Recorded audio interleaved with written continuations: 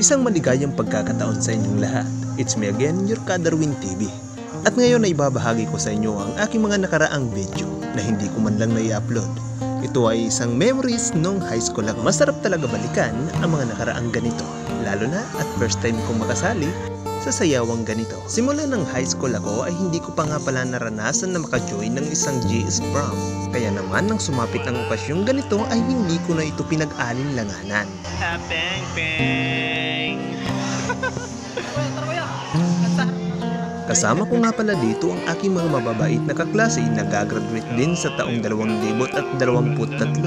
Ginawa ko nga pala ang video na ito dahil alam kong bihira na lang kami magkasama-sama ng aking mga kaklase. Ito yung aking kapariha.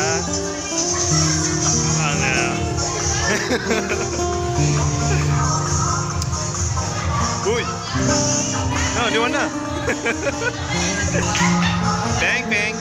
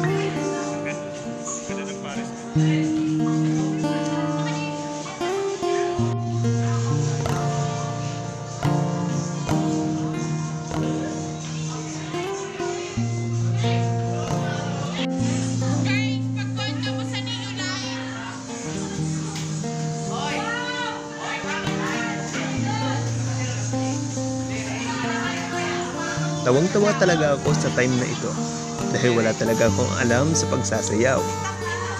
Kaya naman sumasabay na lang ako sa indak ng aking kaduro. Ayan oh, grabe, lambot.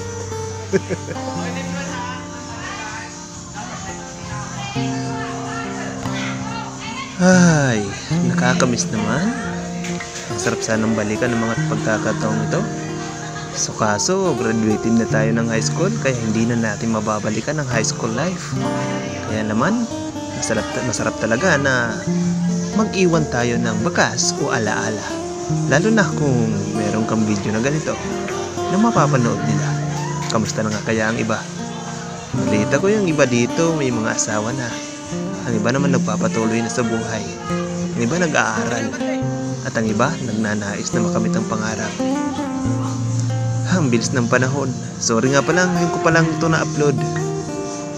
At ayan, dito nga pala ay focus ako sa aking goal na matutunan yung bawat step.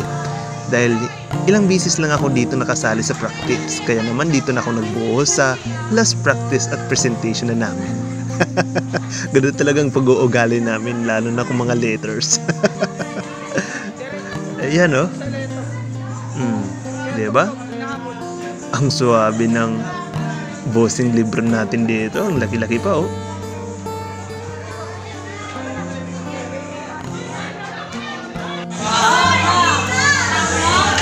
Tirita na!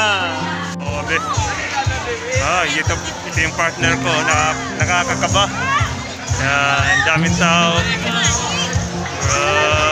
Mag-Islam. Grabe. Grabe daming tao. Oh, abante na daw, abante. Hehehe. Yan. Ito yung mga kagropo kaya. Oh.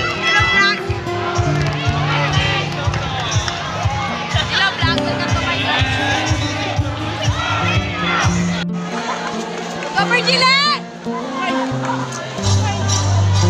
Go Virgilan! Woo!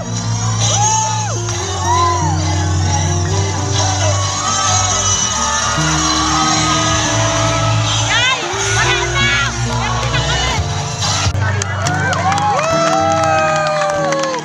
Kami naman! Ayos si Babe. Babe, come to base.